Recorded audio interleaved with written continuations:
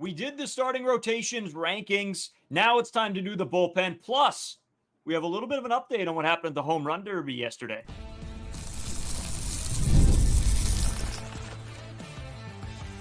You are Locked On Blue Jays, your daily Toronto Blue Jays podcast. Part of the Locked On Podcast Network, your team every day. Welcome back to Locked On Blue Jays. Thank you for making Locked On Blue Jays your first listen every day. We are free and available wherever you get your podcasts and on YouTube. Part of the Locked On Podcast Network, your team every day. This episode of Locked On Blue Jays is brought to you by Prize Picks, the easiest and most exciting way to play daily fantasy sports. Go to prizepicks.com/LockedOnMLB and use code all lowercase LockedOnMLB for a first deposit matchup to $100. I'm Braden Iwasko. He's Carter First. You can find us on Twitter, Braden5Iwasko, Carter First 2 as well on Instagram and TikTok at Locked On Blue Jays. Drop a subscription if you're new here on YouTube. You guys have been killing it lately. We've seen those numbers go up. We really appreciate it. Keep them going. We're trying to get as high as we possibly can, in numbers wise, we should say, and before the end of the year and going into next season, because there's going to be a lot going down between the trade deadline and next year. So it's going to be interesting to keep an eye out for.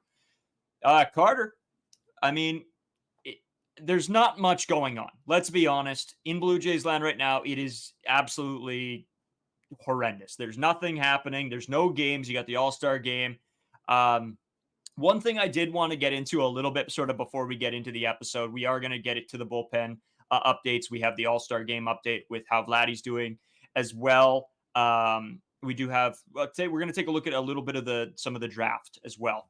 But to start it off, Carter, I got a sort of a quote here from the singer of the national anthem at the home run derby. And it's like we thought. We said she might have been a little hammered. She might have been. It was close. You could tell something was not right. So this is the quote. I can't use that word on this podcast. I'm not going to BS something. Probably. Yeah, some BS. I'm not going to BS, y'all. I was drunk last night. I'm checking myself into a facility today to get help. The help I need. That was not me last night. I apologize to the MLB, all the fans, and this country I love so much for that rendition. I'll let y'all know how rehab is. I hear it's super fun. XO Ingrid. I don't know. Like, I don't want to be a guy that's going to pile on. She's getting the help she needs. Great. It was bad. It was really bad. Everywhere was, goading her, making fun of her. And I mean, you put yourself in that position, right? You can't go out and get that hammered. You just can't. On a national live broadcast, you can't do that. So happy she's getting the help she needs, Carter. But man, was it rough, eh? Yeah, that was the worst anthem that I remember as of recently. Maybe there are some other ones out there, but I'll definitely make the top 5 compilations of worst national anthems of all time. And this is a girl, I've heard of her name, and it's Ingrid Andreas, I think it is. And again, I'm not great with names. Obviously, you see on the podcast where pronunciation, stuff like that. But then I looked up her songs because I'm usually a guy that I'm not going to know the artist's name per se. And I'm not going to know they sing their specific song, but I'm going to be able to hear their songs on the radio. And More Hearts Than Mine, I have listened to multiple times. So she actually is a good singer, obviously, not discrediting that. But with that, if that's actually the case and she was just hammered at the baseball game, you just gotta pace yourself better. It's one of the bigger publicity stunts you're going to have probably all year. And then to bomb it like that. But I mean, people say that any publicity is good publicity. But I mean, that was something. That was something. So I mean, if this actually is a problem for her, if she actually does have a drinking problem, hopefully she does get the help she needs. Again, there was a bunch of comments saying oh, it's an excuse, the blah blah blah, this girl is an idiot. And how do you know what she's doing in her day-to-day lives? You guys are just throwing out random nonsense on some girl that you have no idea about. So I'm not going to be the one to do that. I'm not going to draw the conclusions. I'm going to just kind of talk on and speak on what happened. Yeah, it's not a good performance, whatever the underlying condition was.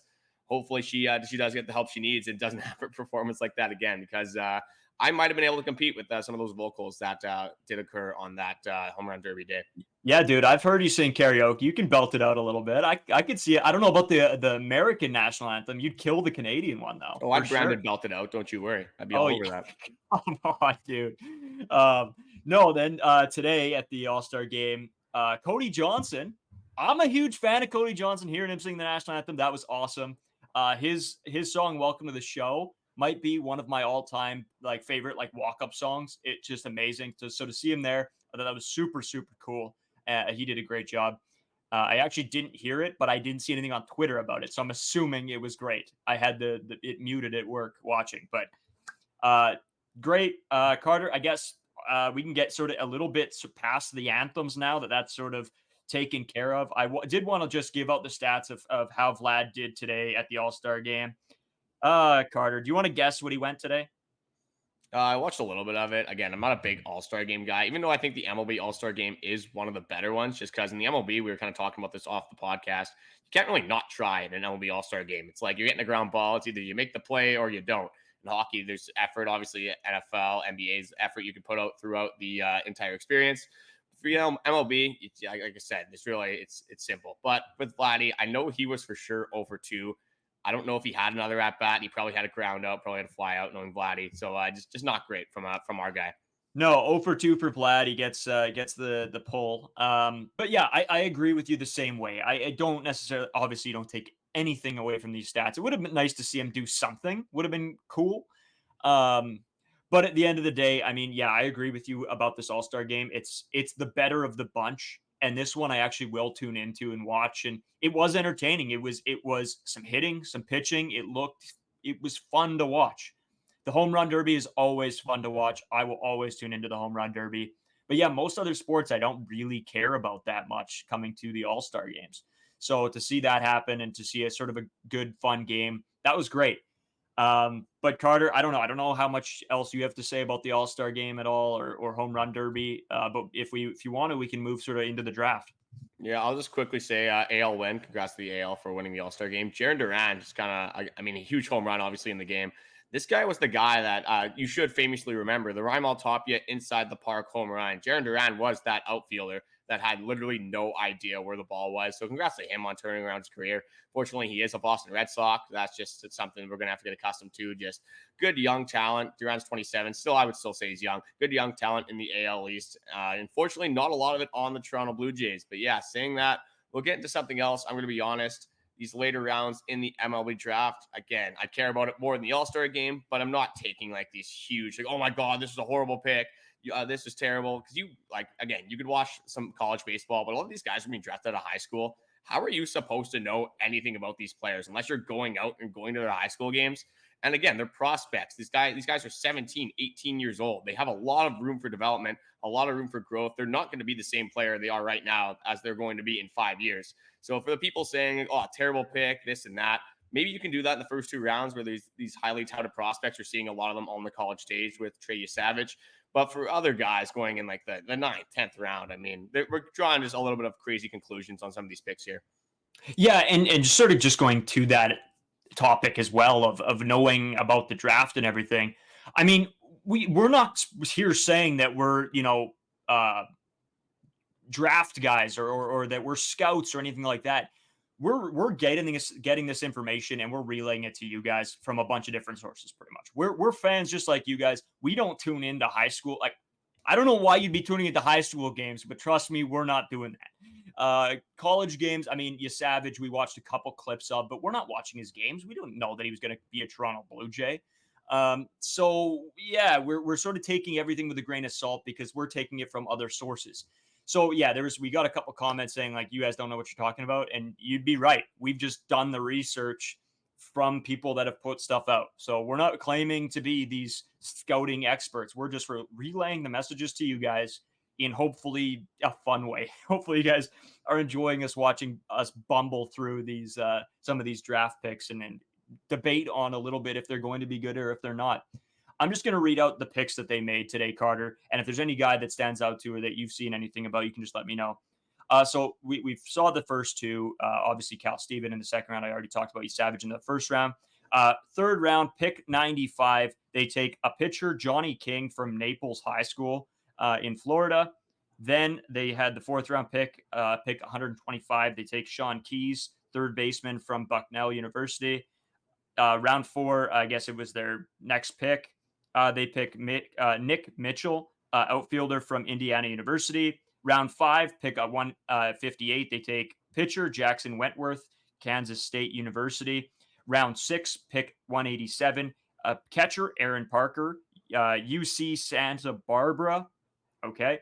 Round 7, pick 217. Pitcher, Austin Cates, University of Nevada. Round 8, pick 247. Eddie Micheletti Jr., outfielder from Virginia Tech. Round 9, pick 277. Colby Holcomb, pitcher from Mississippi State. Round 10, pick 307. Outfielder Carter Cunningham, East Carolina University. Nice. You know, I killed that. I read all those names, Carter, and you know what? I know nothing about most of them, and that's just how it is. We probably won't see 90% of these guys, if I'm being honest. Maybe you can start looking at like round 3 and 4. It's a possibility you might see them. And I guess a caveat to that is we saw Davis Schneider, and he was a low pick. So there's always the possibility, but you never really know. And that's sort of what we take away from the draft. I mean, there's our buddy Ross Levitan, who runs Locked On Senators. They went to the draft for the NHL in Las Vegas, and it was unbelievable. You knew a lot of the guys' names. You knew that they were going to be talent. For baseball, it's very, very different. A lot of these guys you won't see very quickly. I mean, Paul Skeens is an exception to that, obviously, an absolute beast. But yeah, saying that again, Carter, I mean, we're not going to see these guys for years if we do see them at all. Yeah, it's not like the NFL draft where you're drafting pretty much anyone in the first round you're going to be seeing playing the second round, the third rounds, things like that. The MLB, obviously, there's a lot of chance taking. There's a lot of differences with these like signing bonuses as well and their salary allocation. Trey Savage, they used a big part of their signing pool, so that's why you've been kind of seeing places in the MLB draft for the Blue Jays. They're like, oh, they might have reached here. But it's the way the drafting works. The MLB draft is so weird. You can't trade draft picks. There's so many different things compared to other leagues like the NBA, the NHL, the NFL. Those are very simplistic compared to the MLB draft. And again, like Braden said, you're not really going to be seeing a lot of these guys. Again, maybe you hope to hit on some later round picks. But talk to me when they get to the Fisher Cats. Talk to me when they get to Dunedin and Buffalo, when they're actually in the system, when they're not. And maybe in the Florida Complex League, I'll maybe start hearing about you. But overall, when you're 17, 18 years old in high school, I'm going to be honest, I hope you do good, but I don't really care. I have other things to focus on. There's 162 games in the Toronto Blue Jays season. Unfortunately for us, they're not very good. Maybe we should start being prospect guys. We start watching some better baseball and some raw talent go at it. But it's kind of where I'm at with the MLB draft. But saying that, I did do some looking into some of these picks, especially the top 5. Johnny King, the 4th, I did like as a selection. This one was kind of weird, though, because you had Nathan Fuelling, who was a 17-year-old prospect, a catcher, which Toronto Blue Jays were linked to multiple times in mock drafts, things like that. Obviously, you have Alejandro Kirk as a catcher. You have Peyton Henry in the minors, but you don't really have any catching prospects that are younger. So that was a guy that was linked to them multiple times. But then the Tampa Bay Rays, an AL East team, come in from the top rope and absolutely just knee drop, elbow drop, whatever you want to call it, the Toronto Blue Jays. It's tough. Is it going to work out for him? Knowing the Blue Jays, like probably. He's probably going to be one of the best catchers of all time, some Buster Posey-esque numbers. But going back into Johnny King, the third round has been at least decent to the Toronto Blue Jays. Ricky Tiedemann was a third rounder. So Johnny King, another pitcher, very high on like the pitching prospects for the Toronto Blue Jays this year. Again, maybe they saw the bullpen like, holy crap, we got to overhaul this completely. Let's get a million pitching prospects in here. Johnny King, he was the 2024 Prep Baseball Player of the Year. His fastball sits low 90s, but again, he's a little bit skinnier of a guy. Once he gets in the MLB training programs, does gain a little bit of muscle. Can't expect that to go up above average slider. Curveball changeup guy as well. Does have a good pitch mix. I think it'll be interesting to see him. But other than that, yeah, you got some other picks, like you said. Nick Mitchell, he's not bad. I don't mind him, but like I'm not really like dialed in on these guys as I am with the Toronto Blue Jays. I hope they do work out. I hope these picks fan out. But again, it's you're pretty much taking flyers on everyone out for me, like past like the 8th round. Maybe you can extend that to the 10th round. But just hopefully they work out. Hopefully we can just add some depth to this prospect pool. Yeah, dude. And honestly, when we talk about these prospects, what I find interesting, and this is sort of what I looked for in the draft this year, was were they going to go high schoolers or were they going to go guys from university? And they went heavily on the universities and colleges because those guys you'll see quicker. And I think that that's something the Blue Jays need. They need to find prospects that can fit into their minor league system soon, that they can start to develop quicker because they are running dry right now. Because a lot of the guys that we've seen, all of our top prospects are either playing with the Blue Jays or injured. So it is tough to see, but I thought that was cool. And that was something I really kept my eye on throughout the draft. And I mean, we sat down, we watched the first couple rounds, and then obviously, just keeping up with it throughout the day yesterday.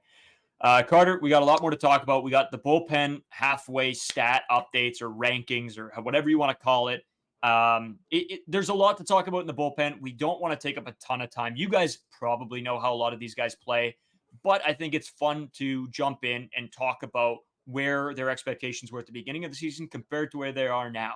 So we're going to take a quick break, Carter, and then we're going to get back to talking about some stats. Today's episode is brought to you by Supply House. SupplyHouse.com is your place to go for HVAC systems. Get supplies from the site that's made for skilled trades, SupplyHouse.com. SupplyHouse.com is a reliable way to order plumbing, HVAC, and electrical products online. Their easy-to-use website is packed with helpful resources and the latest product info to help you get the job done right. Shop a complete inventory of over 200,000 parts from over 400 top brands and get your order delivered right to your door with fast shipping from coast to coast. Need help with an order? Get expert support and industry-leading service from your friendliest folks in the business and talk to a real person every time. Pros in the skilled trades can get a competitive edge by joining SupplyHouse.com's free Trade Master program. Every Trade Master gets access to a dedicated phone line, free shipping, and discounts on every order. Join the thousands of trade pros already benefiting from their free membership at SupplyHouse.com/TM and order plumbing, HVAC, and electrical supplies from anywhere with just a few clicks at SupplyHouse.com. This episode is also sponsored by Prize Picks. Up to this point, I've watched pretty much every single Toronto Blue Jays game. When I watch Jays games with my friends, Braden, others as well, we always find ourselves predicting the next outcome in at-bats, whether it's strikeouts, a hit, home runs. We're always seemingly making these little wagers, but Prize Picks gives me the opportunity not just to prove myself to my friends, but to make some money off my picks. So don't miss your chance to add your favorite players from the diamond into your Prize Picks entries. Whether it's strikeouts, RBIs, or first inning runs, take your pick of more than or less than and add them into your Prize Picks entries today. Prize Picks is very simple to play. I can make my picks and submit my entries in as little as 60 seconds. If you know which players are going to perform on specific nights, this is a no-brainer. Download Prize Picks and start making your entries today. You can download the app today and use code LOCKEDONMLB for a first deposit matchup to $100. It's code LOCKEDONMLB for a first deposit matchup to $100.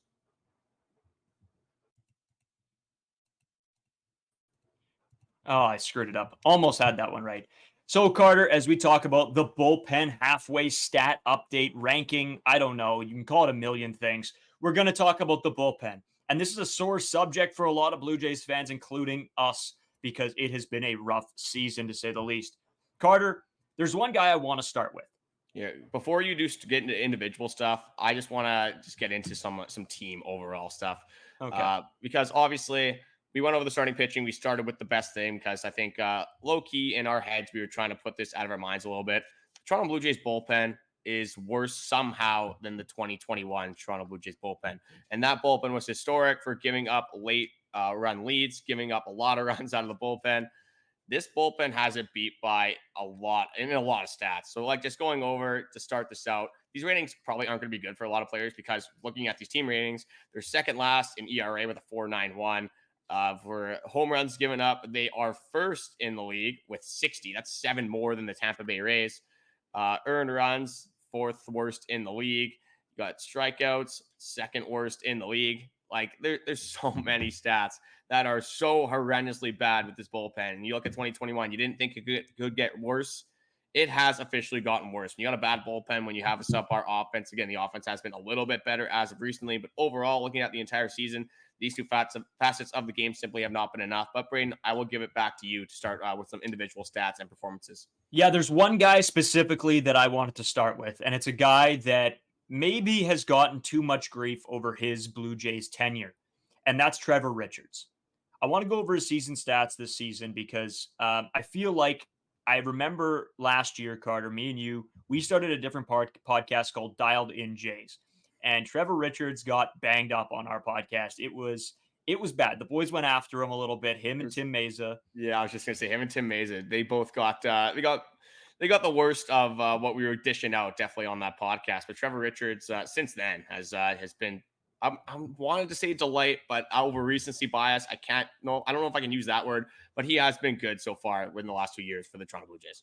Yeah, he has been. I want to go over some stats from this season. 42 games played, 2 games started. He's pitched 49 and 2/3 innings. He has a win-loss record of 2-1, which I want to get into a little bit here, maybe in the third segment with the win-loss stuff, because we got some messages on that.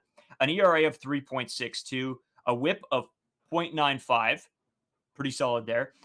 48 strikeouts, 19 walks, 6 home runs given up. He has 0 saves. The problem stat for Trevor Richards is his blown saves. He has 3 blown saves this season with no saves.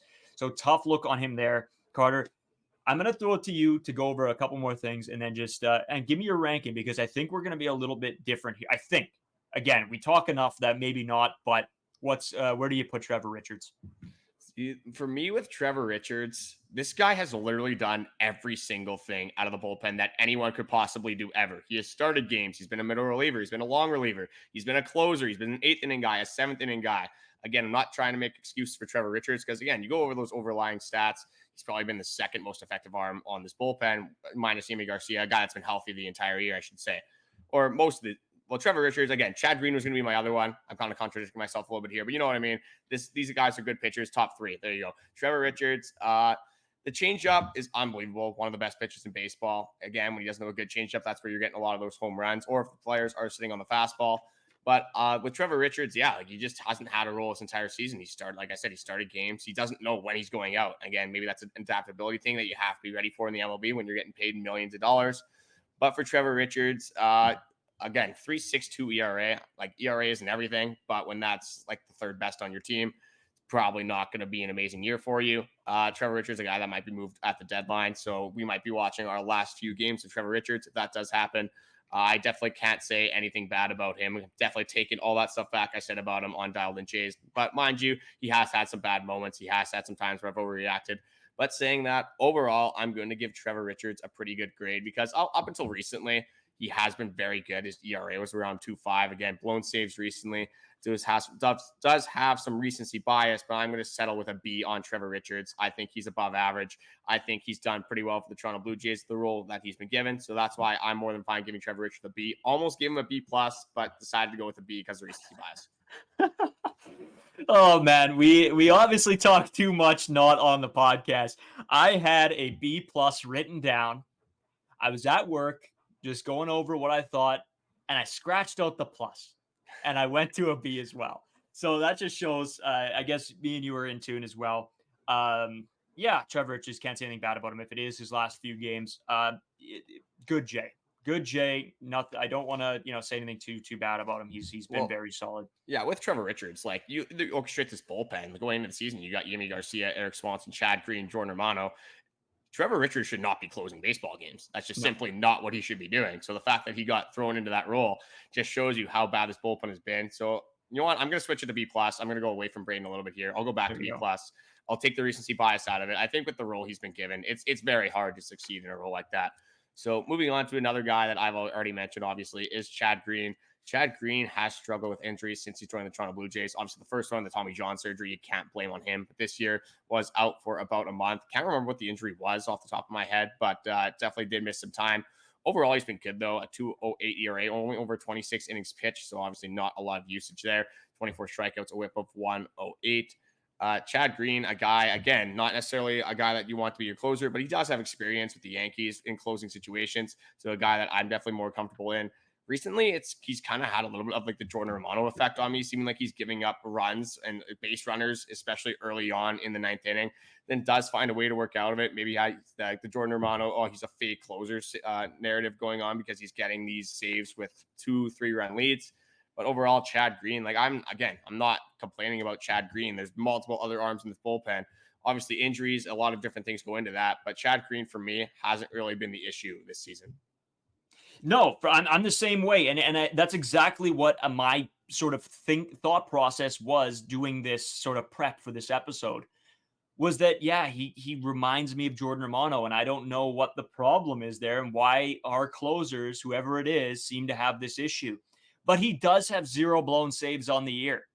So I can't really take much away from him. Yes, it scares me sometimes, but I think overall, Carter, I'd love what Chad Green's done.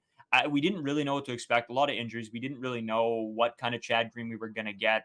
But Carter, he might have my best rating on the day, and that's an A for Chad Green.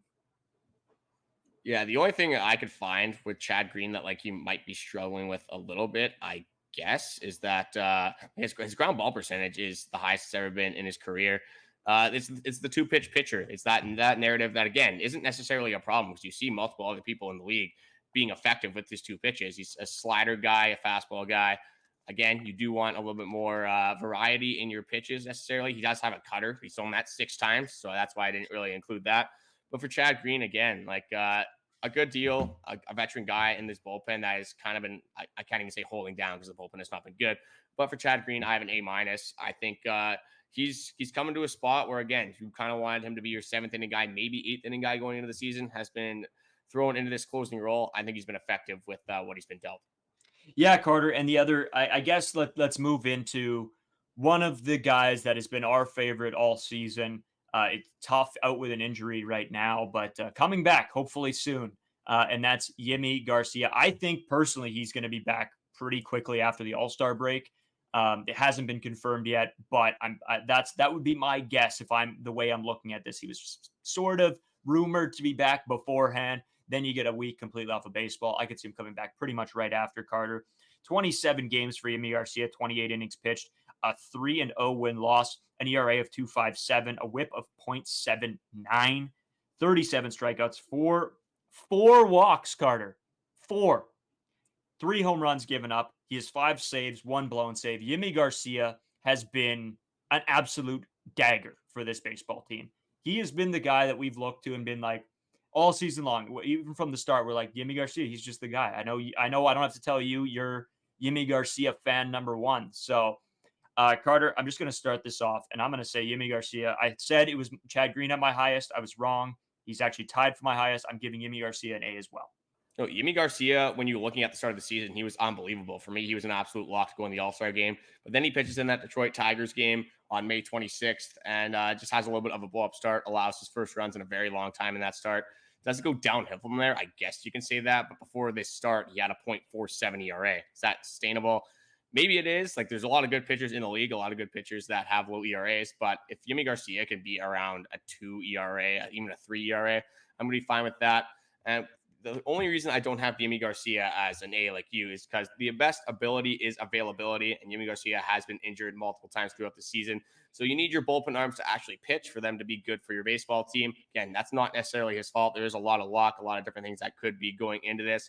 But for Yimi Garcia, I have his performance. I'll give his performance an A, but just overall season grade as a B+. Just because he's not on the field as much as I want him to be. He has been a big contributor to why this bullpen has not succeeded. And it's just because he's not in the bullpen. It's because we're having to throw other guys like Jose Cuas, just, setting MLB records. We'll get into him just for a quick rating later. But Yimi Garcia, when he's on the field, he has been absolutely electric. Definitely nothing bad to say about him. But another guy that could be moved at this trade deadline. And it's going to be very interesting to see, as we'll have to talk about majority of the time, let's be honest, for the next upcoming episodes on this podcast, is how are you going to have a good bullpen when your 2 of your 3 best players in Yimi Garcia and Trevor Richards are being talked heavily about being moved at the deadline? Yeah, and that is sort of the brutal part of it, right? Is that we're talking about these guys, we're giving them grades, we're looking back over some of the good things they've done, some of the bad things they've done, and now we're talking about trades. It's a tough place to be in this season, but we got to take it. We got to take it that this is where we're at. Carter, we got a couple more guys to get into just to end the episode off. There's not much going on there's nothing going on for baseball the rest of this week until I believe Friday. Friday we get the Detroit Tigers for some more misery, unfortunately. So we're going to take a quick break. We'll be right back with a couple more guys we need to wrap up, including the guy who was supposed to be our closer, Jordan Romano.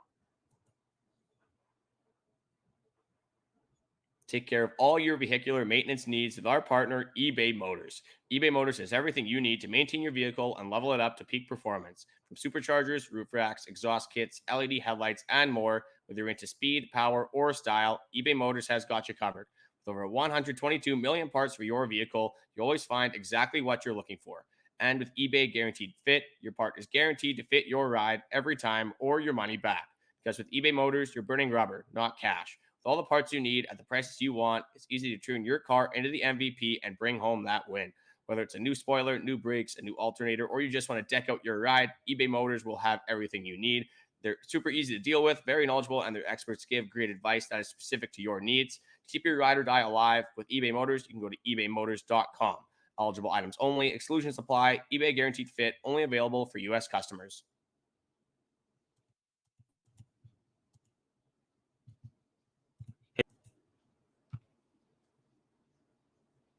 So, Carter, I teased them. Jordan Romano, there's not much to say.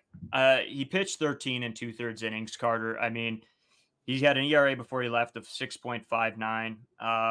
It wasn't going well. It wasn't going well. He had one recorded blown save, 8 saves. You would have thought it's great, but I mean, you can't be out for the whole season. You just can't on a bullpen that's struggling already. I mean, it's tough. There's nothing you can say. There's nothing you can take away from him. I know a lot of people were upset with Jordan Romano to start this season. And he did have a lot of situations where he was giving up runs. And I don't necessarily know if it was injury related or what, but things weren't going Jordan Romano's way this season. And I think we could all see that. In saying that, I'm not giving him an F, Carter, because the stats don't say that, but I'm giving him a D for availability, like you said, right? As well as just what we were seeing early on wasn't necessarily what we all wanted, I don't think. No, for me, Jordan Romano, I think it's the stats as well. Like this guy's got a 6.59 ERA, like a million blown saves. It feels like. Again, there's a bunch of things that could be dealt into this. Some people just have bad years. Bullshit. Jordan Romano, again, a guy that is usually very good at what he does. Some injuries, different things like that for me, and that's why I'm giving him an F. I think that's why this bullpen. A big reason is Jordan Romano's not here. Is why this bullpen's struggling. If you have Jordan Romano going out, closing games, being even top 10 in the MLB in saves, this team could be a lot better than they are right now. It gives you more options to use Trevor Richards in different situations, Chad Green, all those type of guys. So for me, Jordan Romano an F. But am I worried about him next season? Absolutely not. I can see this guy bouncing back so quickly. And one thing with Toronto Blue Jays fans is that we're very quick to forget how good some of these players that we actually do have are. One more guy I want to bring up here, an interesting guy kind of throughout the season, is Nate Pearson. Again, there's sometimes he goes out, he'll go out in like the 7th, 8th inning and higher leverage, and he'll go for like 2 Ks. He'll throw 100-mile-an-hour fastballs, have great location, the sliders on, and then there's other days where he looks like a human pitching machine. So again, just going over his stats quickly, a 5.54 ERA over 37.1 innings pitched, 50 strikeouts, not bad, a whip of 1.5. Not exactly what you're looking for. Over the last 7, he has a 9.82 ERA. Like it's just not great. With Nate Pearson, though, again, a guy that's is seemingly better out of high leverage, which is very weird to say. When you throw him in the 6th, 5th inning, doesn't seem to go too well. For Nate Pearson, again, a big reason why this bullpen's struggling. With the expectation throughout his entire career, you have it as an F, but now Nate Pearson, probably a little bit more down to earth now. You kind of know what you should be getting out of Nate Pearson. It's not going to be a high leverage guy, but like I said, kind of contradicting myself a little bit here. For some reason, it seems like he's better out of high leverage.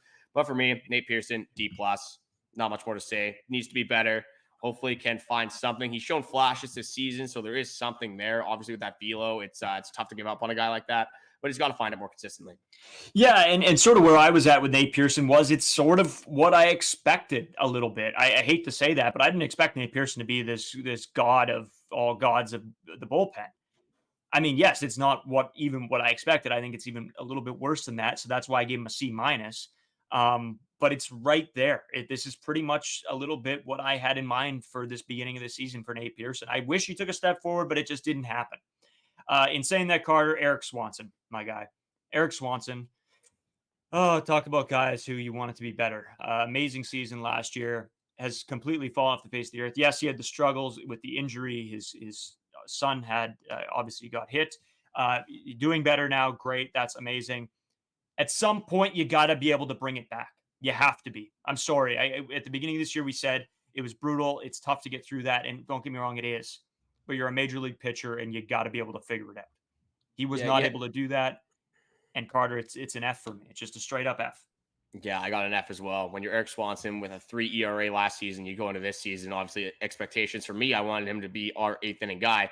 When you're in AAA, again, there's a bunch of things that go into it. There's his son, there's some injuries as well. But when your fly ball rate is just skyrocketed like 15%, your splitter is just not splitting. It's not dropping off the face of the earth like you want it to. it's pretty easy to take advantage of that. You're throwing like 82 right down the middle with not a lot of movement. MLB hitters are going to be able to hit that pitch pretty well. So for me, unfortunately, another F. One thing I do want to go into about Eric Swanson is, especially now that Teoscar Hernandez has won the home run derby, there is this huge narrative that we got fleeced on that trade. Looking at it from a broad perspective, a power bat for a reliever, probably not the best trade, to be honest. But again, Eric Swanson, people are very quick to forget that Teoscar Hernandez was not looking like he was going to resign. Eric Swanson had 3 more years of control, being in control through 2025. You had Eric Swanson pitching effectively this season. Yes, you can say that we lost this trade, but Toronto Blue Jays could have signed Teoscar Hernandez this offseason, and they would have had Eric Swanson. They would have had Teoscar Hernandez. So if you want to blame anyone, blame this front office, blame Ross Atkins. Eric Swanson obviously has to be better. Just unfortunate start from him. Bowden Francis, I don't know what his problem is, man. I was high on this guy. This is one of mine that I got to put my hand up here. Definitely did not pan out the way I wanted him to. Just unfortunate, man. Like a 5.5 ERA, a guy that I wanted to at least contend for a starting pitching role. Yariel Rodriguez is solely faceted in that 5th spot. Bowden Francis is pretty much your long relief guy at this point, kind of taking over that Trevor Richards role. For me, it's just unfortunate. Again, he's not young. He's not old. I think he's 27 years old. But for me, Bowden Francis, it's a D. You got to be better. You got to be more effective. You built on so many things over the last 2 seasons, especially out of bullpen, and he's not been able to find that whatsoever this season. Yeah, he's a D for me as well, Carter. I wasn't as high on him as you were, but he's been a disappointment this season. I thought he was going to be better, and I hate to say disappointment like that. That sounds like I'm a disgruntled parent. But he hasn't been good. He hasn't been what we needed. And that just is what it is. Another guy, Carter, that I want to sort of take it off the negativity train here. Henny Cabrera, my man. I was so down on Henny Cabrera. I was the biggest Henny Cabrera hater of all time, probably. And I got to eat my words. You said you were eating your words, and this is where I'm at.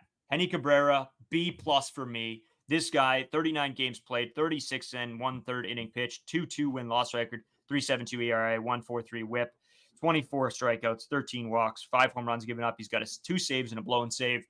But Carter, he's been better as of late. He had a really rough start to the season, and that's why the hate came from me. But overall, I mean, I was so low on him at the beginning of the season. My expectations were so deathly low that a B+ just feels right for Henny Cabrera. Yeah, the narrative is that he hated Tim Mesa. As soon as Tim Mesa leaves, he pitches effectively. Especially in that scenario, Tim Mesa is DFA'd. You do have Brendan Little, who we'll get into right after this. But Henny Cabrera is thrown into your highest leverage left-handed pitcher. Again, that could be an argument with Brendan Little. He hasn't been bad, but Henny Cabrera, obviously more service time. Just he's been above expectations. Again, a guy that you're not expecting to throw in the 8th inning, a guy that you probably want to throw in the 6th inning. You want to play matchups with him. He's been good. No problems with Henny Cabrera. That's a guy that I've been pretty, I wouldn't say high on, but I'm liking Henny Cabrera, especially what he's done from St. Louis. Again, throw my hand up when I'm wrong, but hey, I'll take my credit when I'm right. I'll take my flowers. Henny Cabrera for me, I am as a B just because of the expectation. He's been good. He's been definitely above average. B+ a little bit too high for me, but for a left-hander, probably one of the best ones on this team. So quickly moving into Brendan Little as well. Another left-handed pitcher, one of the only guys that we pulled up from AAA that actually has had a decent impact on the Toronto Blue Jays team. Just quickly going over some of his season stats here. I got one that I said off record that I was going to bring up on this podcast. 4.5 ERA over 20 innings pitched, 17 strikeouts. Rafi Devers' dad. That's who this guy is. Just going out there, just being a beauty. A guy that when you need bullpen depth for a 4.5 ERA, it's not going to jump off the page, but it's serviceable. It gives you an okay chance to win. You're not hating your life every single time Brendan Little goes out there. Over the last 15, he has 2.45 ERA over 14 and 2/3 innings pitched. But Brandon, this is the stat I wanted to get into. Obviously, in 2022, not with the Toronto Blue Jays, but the Chicago Cubs, this really has nothing to do with how his career shaped out whatsoever. But guess what his ERA was in 2022? Very small sample size. Okay, you asked me this, or you sort of gave me a hint at it before. If I'm going to say it's an above a 7.4. Yeah, well, you're not wrong there. It's close. It's 40.5. It's close. It's 40.5? So he's given up 3 earned runs over 2/3 innings in 2022. Did not, again, the tiniest sample size of all time, but I saw that when I was just looking at his career stats, stuff like that. And I'm like, oh God, this isn't great for Brendan Little. But overall, for the Toronto Blue Jays, we leave 2022 and 2022. He's been good for the Toronto Blue Jays. Definitely no complaints there. Zach Pop, this is another guy that I was sort of high on. I did like him. I don't know why he's bad because his stuff is electric.